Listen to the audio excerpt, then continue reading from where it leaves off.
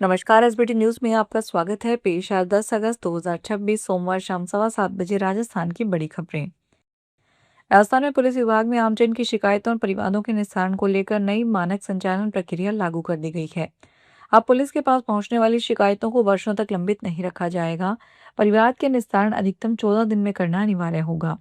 यदि किसी मामले में तय समय में अंतिम रिपोर्ट तैयार नहीं हो पाती है तो संबंधित अधिकारी को 14 दिन के भीतर अंतरिम रिपोर्ट भेजकर अब तक की कार्रवाई, लंबित बिंदुओं और अंतिम निस्तारण में लगने वाले समय की स्पष्ट जानकारी देनी होगी। नई एसओपी लागू करने के आदेश सभी पुलिस अधिकारियों और डीजीपी की ओर से जारी किए गए हैं। हाईकोर्ट के निर्देश के बाद अब जर्जर स्कूल भवनों पर सख्ती की गई। रिपोर्ट और निरीक्षण का दौर नहीं, सीधे सुरक्षा ऑडिट का फैसला लिया गया। जिन स्कूलों में सुरक्षा प्रमाण पत्र नहीं, वहां कक्षाएं नहीं लगेगी। 10 दिन में जर्जर भवनों की जांच पर रिपोर्ट देनी होगी। असुरक्षित भवनों में बच्चों को पढ़ाने पर अब जवाबदेही तय होगी। भवन सुरक्षित है या नहीं, तकनीकी जांच के बाद प्रमाण पत्र मिलेगा। मूल भवन जर्जर होने पर बच्चों को दूसरे सुरक्षित भवनों में शिफ्ट किया जाएगा। रिपोर्ट नहीं देने वालों पर कार्रवाई हो सकती है। जिलाधिकारियों से लेकर जिम्मेदार कार्मिकों तक जवाबदेही तय होगी। जयपुर में राजस्थान यूनिवर्सिटी के कैंपस में छात्र संघ चुनाव की बहाली की मांग को लेकर लगातार प्रदर्शन किए जा रहे हैं। इसी क्रम में सोमवार को छात्रों ने भूमि समाधि पर बैठकर प्रदर्शन किया। बुधवार को जैसे ही मामले की जानकारी मिली, पुलिस तुरंत मौके पर पहुंच गई। पुलिस ने बल प्रयोग करते हुए छात्रों पर लाठीचार्ज किया और उन्हें मौके से खदेड़ दिया। साथ ही कार्रवाई के दौरान प्रदर्शन कर रहे छात्र नेता लक्ष्यराज को भी हिरासत में ले लिया। जगतपुरा स्थित गुप्त वृंदावन धाम में सोमवार को राधा कृष्ण शिला पूजन हुआ। मुख्यमंत्री भजनलाल शर्मा ने वैष्णव विधि विधान से शिला का पूजन किया और भगवान श्री कृष्ण बलराम की महाआरती की। इसी शिला से मंदिर में श्री श्री श्याम श्याम सुंदर की प्रतिमा तैयार की जाएगी। इसी दौरान बड़ी संख्या में श्रद्धालु मौजूद रहे। मुख्यमंत्री भजनलाल शर्मा ने कहा, आज मुझे गुप्त वृंदावन धाम आने का अवसर मिला है। पहले हम यहाँ भगवान कृष्ण और बलराम के दर्शन करते थे, अब यहाँ श्री श्री राधा श्याम सुंदर के भी दर्शन होंगे। धाम के अध्यक्ष अमिता सनत दास ने बताया कि मंदिर का उद्घाटन अगले साल 12 मई को प्रधानमंत्री नरेंद्र मोदी करेंगे। कांग्रेस ने सोमवार को जयपुर में बड़ा प्रदर्शन किया। इस दौरान कांग्रेस नेता, पदाधिकारी और कार्यकर्ता हिसाब मांगो रैली के बैनर तले नेहरू पैलेस टोंक रोड से नगर निगम मुख्यालय के लिए निकले, लेकिन नगर निगम पहुंचने से पहले ही पुलिस ने बैरिकेड्स लगाकर रोक लिया। कांग्रेसियों ने आगे बढ़ने की कोशिश की तो वाटर कैनन का इस्तेमाल किया गया। इस दौरान पुलिस और कांग्रेस कार्यकर्ताओं के बीच धक्का मुक्की हुई, जिससे एक महिला घायल हो गई, जो जयपुर नगर निगम की कार्यशैली, बदहाल सफाई व्यवस्था, जल भराव, जाम सीवर लाइनें, टूटी सड़कों और बंद रोड लाइटों के विरोध में प्रदर्शन कर रहे थे। बांसवाड़ा में घर के बाहर नाले के पास एक बच्चा खेल रहा था। इसी दौरान एक कुत्ता अचानक उस पर हमला करने की कोशिश की। बच्चे को बचाने के लिए उसकी मां कविता तुरंत बच्चे को बचाने के लिए कुत्ते से भिड़ गई। कुत्ते के हमले में बच्चे को बचाने के लिए कविता ने अपने दोनों हाथ से बच्चे को कवर करने की कोशिश की। कुत्ते ने उसके दोनों हाथों को बुरी तरह चबा लिया। घायल कविता को पहले स्थानीय अस्पताल ले जाया गया और प्राथमिक उपचार के बाद हाथों में लगी चोटों की गंभीरता को देखते हुए उन्हें एमजी अस्पताल रेफर किया गया। नीट यूजी पेपर लीक मामले में सोमवार को दिल्ली के राउज एवेन्यू स्थित विशेष फास्ट ट्रैक कोर्ट में सुनवाई हुई। हालांकि कोर्ट ने चार्जशीट पर संज्ञान लेने का आदेश टाल दिया है। अब अदालत इस मामले में 12 अगस्त को संज्ञान लेने का फैसला सुनाएगी। वहीं राउज एवेन्यू कोर्ट ने आरोपियों को न्यायिक हिरासत 12 अगस्त तक बढ़ा दी है। कोर्ट के आदेश के अनुसार सभी आरोपियों से वीडियो कॉन्फ्रेंसिंग के जरिए पूछताछ की जाएगी। कश्मीर में अगले 2 दिनों में भारी बारिश का पूर्वानुमान। उत्तर और दक्षिण कश्मीर के बाल्टाल एवं पहलगाम मार्गों पर ट्रैक क्षतिग्रस्त होने तथा खराब मौसम को लेकर जारी चेतावनी के कारण अमरनाथ यात्रा को अनिश्चितकाल के लिए स्थगित कर दिया गया है।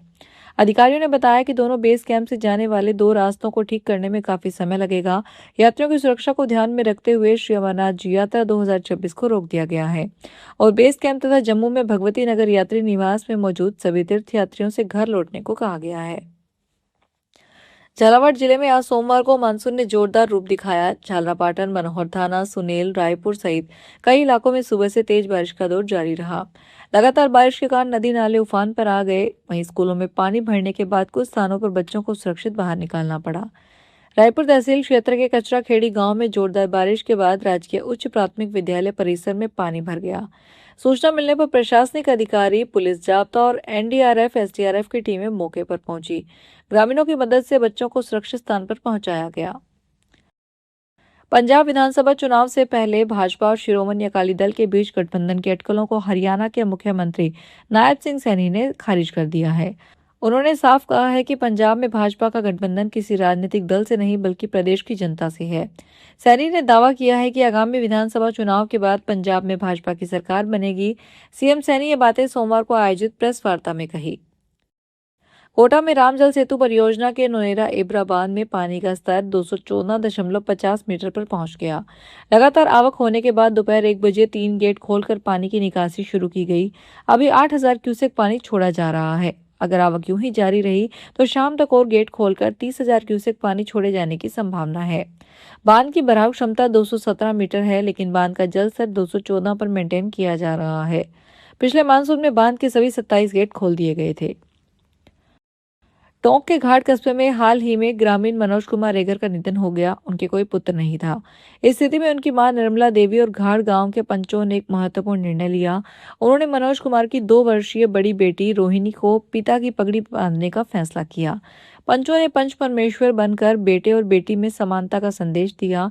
इस पहल से समाज में यह भ्रम दूर करने का प्रयास किया गया कि पिता की पगड़ी केवल बेटे के सिर का ताज है। कोटपुतली के रामसिंहपुरा स्थित एफसीआई गेहूं गोदाम जाने वाले क्षतिग्रस्त रास्ते पर गेहूं से भरा एक ट्रेलर फंस गया। इस घटना के कारण रास्ते में करीब 15 से 20 गेहूं सप्लाई करने वाली गाड़ियां अटक गई।